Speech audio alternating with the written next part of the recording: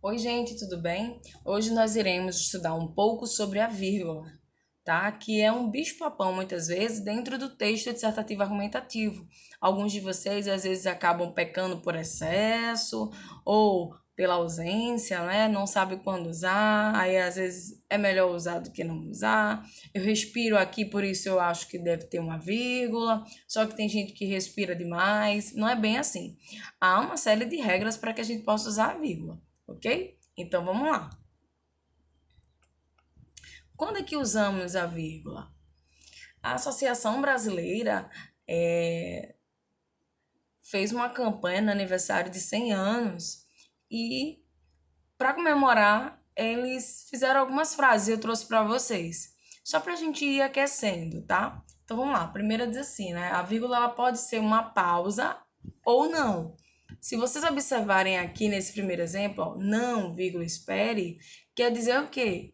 Que a pessoa deve esperar. Então, não, espere. Como se fosse assim, não vá, fique mais um pouco.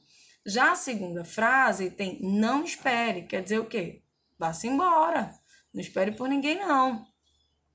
Aí ela pode também, ó, sumir com o seu dinheiro. Tanto faz você ter R$ 23,40 como R$ 2,34 ou R$ 234, não é? Então, a posição da vírgula é muito importante. A vírgula pode criar heróis, ó. Isso só ele resolve, ou seja, isso aqui é pouco, ele consegue fazer.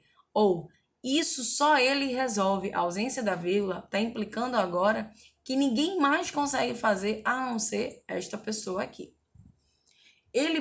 Ela pode ser também a solução.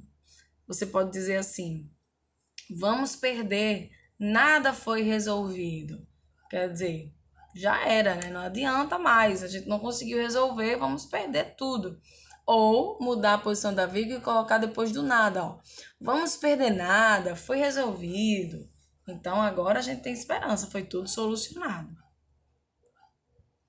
A vírgula pode mudar uma opinião, por exemplo, não queremos saber. Então, alguém vai fofocar, fazer alguma fofoca, te contar alguma coisa que nem devia, ou que você não tá afim de saber, você diz, não queremos saber de nada, tá? Mas se você for curioso, a pessoa fica naquela, vai, conta, não conta, conta, não conta, aí você diz, não, queremos saber. Então, há essa pausa aqui. Isso é muito comum nas redes sociais, quando alguém te faz uma pergunta, ou você pergunta, né, a alguém e a pessoa faz não vou com você, não, vírgula, vou com você, ou não vou com você sem vírgula. E aí você fica em dúvida, porque se ela não coloca a vírgula, não vou com você, você entende o quê? Ela não vai contigo, vai sozinha, não é? Mas e aí, se a pessoa errou a vírgula, esqueceu de colocar a vírgula e queria ir com você, você foi-se embora e a pessoa ficou na mão, achando que você foi fuleira. É complicado. Por isso que muita gente acaba mandando áudio, né?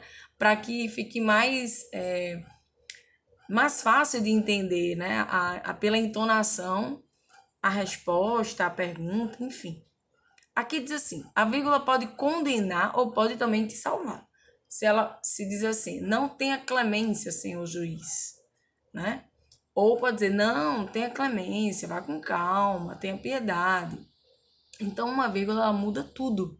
Ela pode mudar todo o seu contexto, seja a presença dela, seja a ausência dela, ou a posição dela de forma, né, inadequada ou não, né, dependendo do seu sentido, do sentido que você quer oferecer dentro daquele texto. E aí, a primeira regrinha que eu trouxe foi justamente indicando a função da vírgula, que ela serve para isolar o vocativo. Mas o que é um vocativo? Para quem já estudou, não é? Sabe o que eu estou falando. Quem não, eu vou relembrar.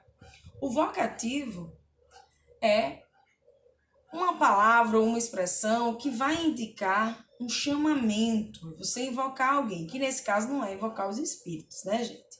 É você chamar alguma pessoa, enfim.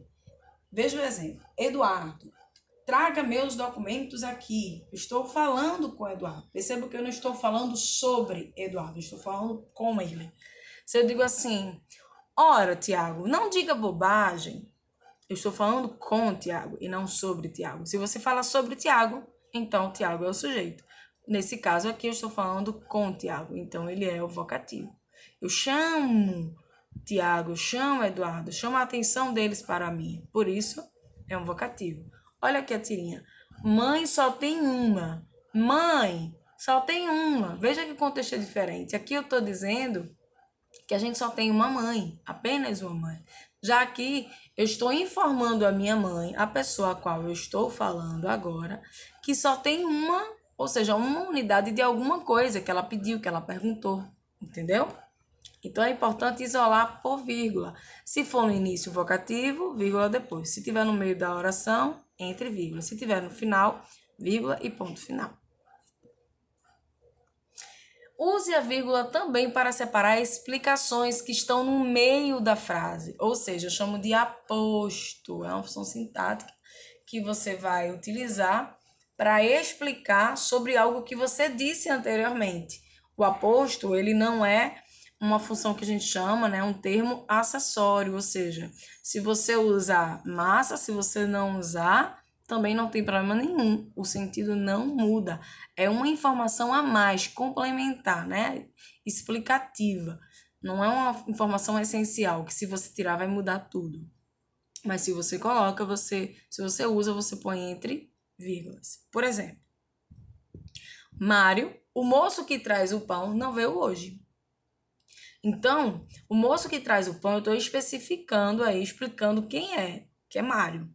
Não é qualquer Mário, tá? É aquele que traz o pão. Se eu digo eu e você, que somos amigos, não devemos brigar. Eu e você, né, o sujeito, não devemos brigar. O predicado, que somos amigos, é o aposto que está explicando sobre eu e você. São Paulo, considerada a metrópole brasileira, possui um trânsito caótico. Veja, considerada a metrópole brasileira é um aposto explicativo sobre São Paulo, que eu quis adicionar dentro desse texto, tá bom? Então, isola por vírgula o aposto. Use a vírgula para separar elementos que você poderia listar, né? Colocar em uma lista. Pode ser, geralmente, palavras que têm a mesma função, ou sintática ou morfológica. Então, nesse caso aqui, eu estou colocando substantivos, né? João, Maria, Ricardo, Pedro e Augusto, que também sintaticamente têm a mesma função. São sujeito, né? Núcleo do sujeito. Então, eu enumerei, eu listei aqui as pessoas que foram almoçar. Então, para separar uma pessoa da outra, né? Na escrita eu uso vírgula. A última é que eu vou utilizar a conjunção de adição. Outro exemplo. A sua fonte, a sua boca, o seu riso, as suas lágrimas, enche-lhe a voz de formas e de cores. Eu estou listando coisas, não é? Sobre a minha visão em relação à voz, encher a voz de formas e cores dessa pessoa. Possivelmente que é um texto poético, né? Possivelmente a pessoa está se declarando para outra, indicando aí tudo, o que toda atitude, toda ação dessa outra pessoa faz em relação ao falante, né? Em relação aos sentimentos do falante. Então, você também separa por vírgula. Use a vírgula para separar o advérbio ou locução adverbial de lugar, de tempo ou de modo que vier no início da frase. Vê só, gente. O advérbio ou locução adverbial, isso é morfologicamente, né? Classe gramatical. Sintaticamente, eles são conhecidos como adjuntos adverbiais. E o que é um adjunto adverbial, o advérbio, locução adverbial, enfim? É uma expressão ou uma palavra que vai indicar uma circunstância ao verbo, de tempo, modo, lugar, afirmação, negação, dúvida, enfim. Mas o lugar deles é no final da frase, no final da oração, no final do período. Se você acha de colocar no início, como vocês estão vendo aqui em negrito, ó, é obrigatória, né? A vírgula. É obrigatório o uso da vírgula, certo? Então, lá fora indica lugar, semana passada indica tempo, de um modo geral indica modo. Então, você tem que isolar por vírgula, certo? Sim, se acontecer de eu não colocar no final nem no início, eu vou colocar aqui no meio. O sol lá fora está de rachar. Então, lá fora vai ficar entre vírgulas.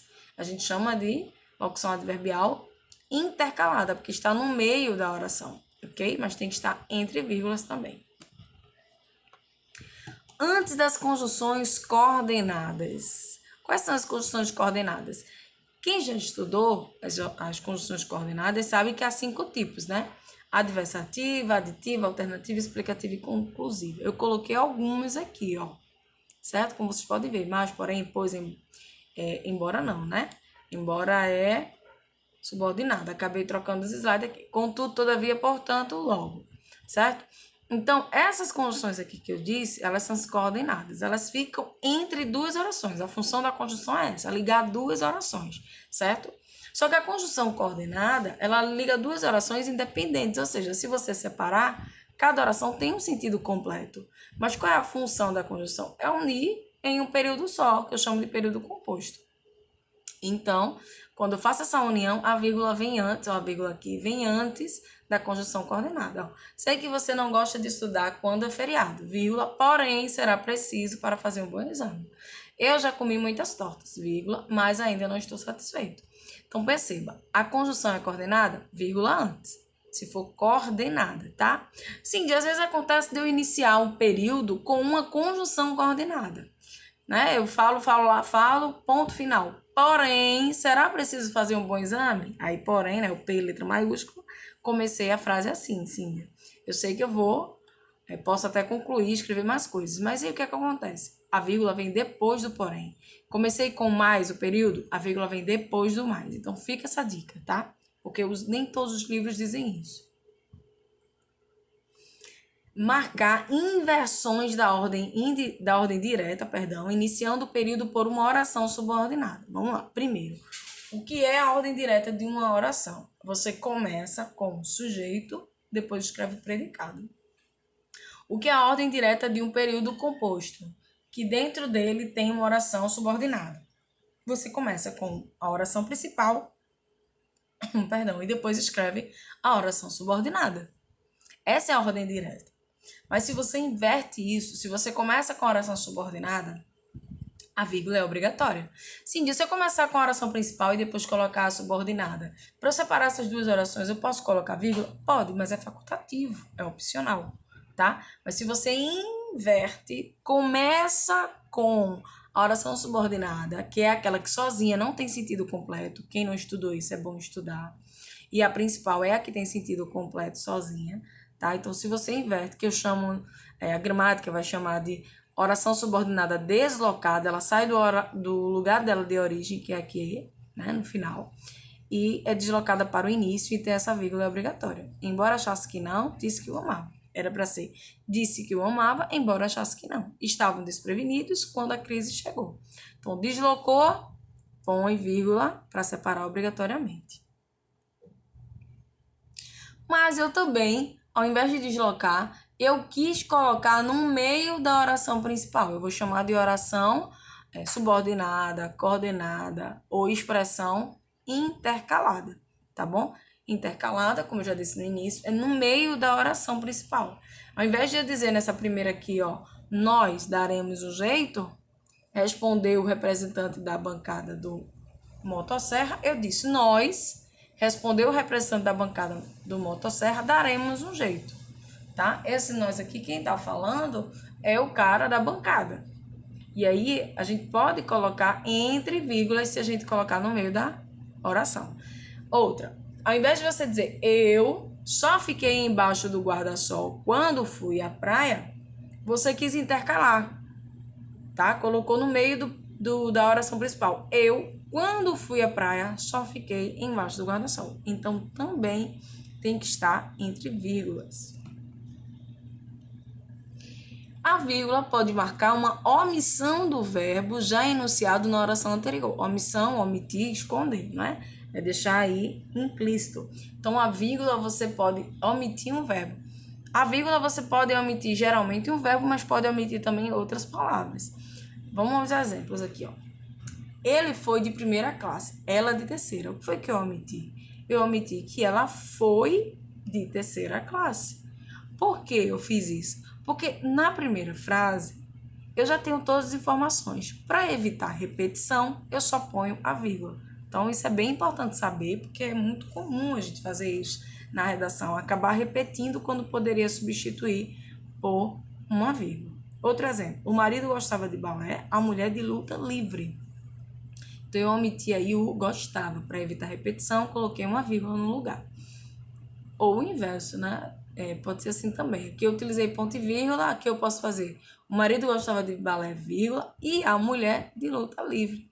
Então eu ponho e a mulher, mas eu ponho vírgula depois para substituir o verbo gostava novamente, ok? Uma dica para vocês, que é muito, mas muito comum na redação, principalmente quem está começando. Nunca separe sujeito do predicado, nunca. Porque, gente, olha, a ordem direta de uma oração, eu já disse aqui. Primeiro vem o sujeito, depois vem o verbo e os complementos. Então, sujeito, depois predicado. Se você põe uma vírgula depois do sujeito, acabou-se, né? Pode mudar o sentido, vai ter problema de pontuação, vai perder ponto por isso, ok? Então, ó, primeiro exemplo aqui é o exemplo errado, tá? Pelo amor de Deus. Os funcionários, vírgula, estavam prevenidos quando a loja lotou. Por que é errado? Porque o sujeito aqui é os funcionários e o predicado aqui é todo o resto da frase. Então, eu não posso separar por vírgula. Aqui a roxinha, né? O rosinha para vocês é a correta. Outro exemplo. O melhor de tudo isso é poder voltar para casa. A gente pensa que precisa de respiração aqui, mas não precisa. O melhor de tudo isso é o nosso sujeito. É poder voltar para casa é o predicado. Então, eu não posso separar aqui por vírgula. Portanto, vai ficar assim, ó, direto, como está aqui, sem vírgula nenhuma. Aqui, uma frase assim, que depende do ponto de vista. Você tem duas maneiras de utilizar a vírgula nessa frase aqui, nesse período. Tudo depende do seu ponto de vista, depende da intenção que você quer expressar. Já perceberam? Já identificaram? Observem, leiam. Em qual espaço, em qual parte, após qual palavra eu posso colocar a vírgula? Vocês devem estar dizendo assim: se o homem soubesse o valor que tem a mulher, vírgula, andaria de 4 à sua procura. Super concordo, realmente. Se o homem soubesse o valor da mulher que ele tem, ele vivia atrás dela, né? Mas há um outro sentido também. Pode haver, né? Se você mudar a ordem. Eu posso colocar, ó, se o homem soubesse o valor que tem, vírgula, a mulher andaria de 4 à sua procura. Ou seja, no primeiro exemplo, o homem vai atrás da mulher se valorizar o valor, né? Se valorizar esta pessoa que está, né? No caso, se valorizar a mulher. Para não ficar redundante, se valorizar a mulher, ele vai atrás dela. Já no meu segundo exemplo, colocando a vírgula depois do tem, ó, aqui, ó. Agora, eu tenho o quê? Eu tenho a mulher valorizando o homem e indo atrás dele. Percebam, a ausência da vírgula ou a presença dela de maneira errada ou inadequada, fora do seu padrão, ou fora da intenção que você queria, pode mudar todo o sentido. Olha aqui, ó. A mudança do posicionamento das vírgulas pode alterar totalmente o sentido. Aqui eu tenho o homem sendo valorizado e a mulher andando de 4, né, atrás dele. Ou eu tenho uma mulher sendo valorizada e agora ela fazendo o homem, né, de cachorrinho, andando de 4 à procura dela, ok? Bom, a gente finaliza com este slide, né? Só para a gente se divertir um pouco sobre o posicionamento da vírgula e a mudança desse posicionamento. Mas é importante estar atento. Se você tiver dúvida, pode perguntar nos comentários do vídeo, certo? Pode enviar um trecho, uma frase, tirando qualquer dúvida sobre a vírgula, mas o importante para você aprender a utilizar a vírgula não é apenas, lógico, estudando a teoria, mas também praticando, fazendo questões sobre vírgula, questões fechadas, mas também treinando na sua redação, tá? Lembrando aí, ó, o que foi que a gente viu? A gente viu que não se separa sujeito de predicado com a vírgula, nem com nenhuma outra pontuação. A gente viu que se no período composto eu tenho duas orações e uma delas a oração é coordenada, antes da coordenada vem a vírgula. A gente viu também que se uma dessas orações for subordinada, só vai ter a vírgula se eu começar o período pela subordinada, ou seja, se a subordinada estiver deslocada ou intercalada, que é no meio da oração principal. Então, esteja atento à vírgula, tá? Após fazer o seu texto, releia para ver se a vírgula está no lugar correto, para ver se você não deixou de colocar nenhuma vírgula. Leia outros textos prontos que você vai se dar bem, tá bom? Então, até lá!